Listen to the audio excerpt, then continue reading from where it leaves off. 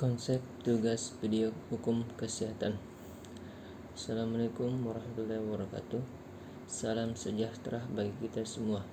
Perkenalkan, nama saya Arya Diningrat Pradana Putra, Stambuk 040 2018 0157. Mahasiswa mata kuliah Hukum Kesehatan kelas C19, Fakultas Hukum UMI Makassar, dan saya akan menjawab pertanyaan tugas kedua Hukum Kesehatan tentang Informed Consent dari dosen Dr. Hardianto Canggi SH MH. Pada soal tindak lanjut, mahasiswa yang ada di web Kalam UMI ac.co.id dan channel YouTube Canggi Official.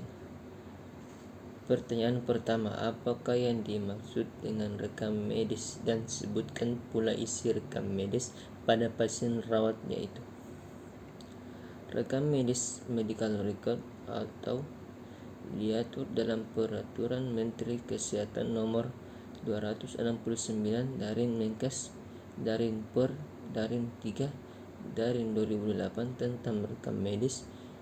Rekam medis adalah berkas yang berisikan catatan dan dokumen tentang identitas pasien, pemeriksaan, pengobatan, tindakan, dan pelayanan lain yang telah dilakukan kepada pasien dalam rangka pemberian pelayanan kesehatan. Rekam medis sebagai mencerminkan derajat mutu dan kualitas pelayanan kesehatan oleh setiap pengemban, pelaksana profesi medik atau kesehatan. Isi rekam medis pasien rawat inap: 1. Identitas pribadi. 2. Tanggal dan waktu. 3. Hasil anamnesis. 4. Hasil pemeriksaan fisik dan pemeriksaan penunjang. 5. Diagnostik. 6. Rencana penatalaksanaan. 7. Pengobatan dan atau tindakan. 8. Persetujuan tindakan bila diperlukan. 9. Catatan observasi klinik dan hasil pengobatan. 10. Ringkasan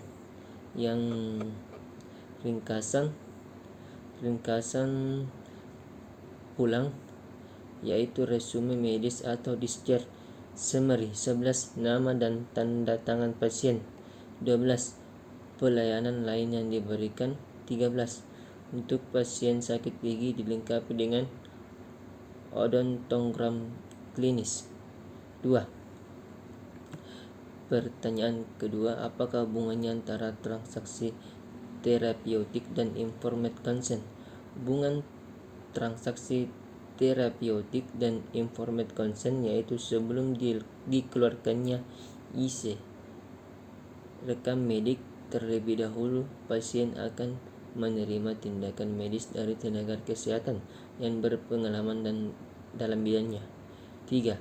Pertanyaan ketiga, dalam hal apa persetujuan lisan dapat dilaksanakan dan bagaimana cara pelaksanaannya? Dalam Permenkes nomor 290 tahun 2008, persetujuan tindakan kedokteran yang dinyatakan bahwa pasien tidak perlu diberikan persetujuan tertulis bila tindakan oleh dokter atau tenaga kesehatan lainnya bukan tindakan yang mengandung risiko tinggi atau diragukan hasilnya. Bentuk persetujuan tindak lisan yaitu: 1. Mengiyakan dengan perkataan. 2. Menganggukkan kepala. 3. Mengedipkan mata. 4. Menggerakkan tangan. 5. Diam saja atau kontak eye dengan catatan pasien sadar dan mengerti pembicaraan. 4. Apakah tujuan pencatatan dan pendokumentasian pada rekam medik? Yaitu: 1. Komunikasi antar anggota atau tim health provider sebagai bahan ajar. 2. Sebagai bahan riset. 3. Sebagai bahan penilaian atau observasi. 4. Sebagai bahan audit. 5. Sebagai bahan untuk menghitung tagihan pembayaran.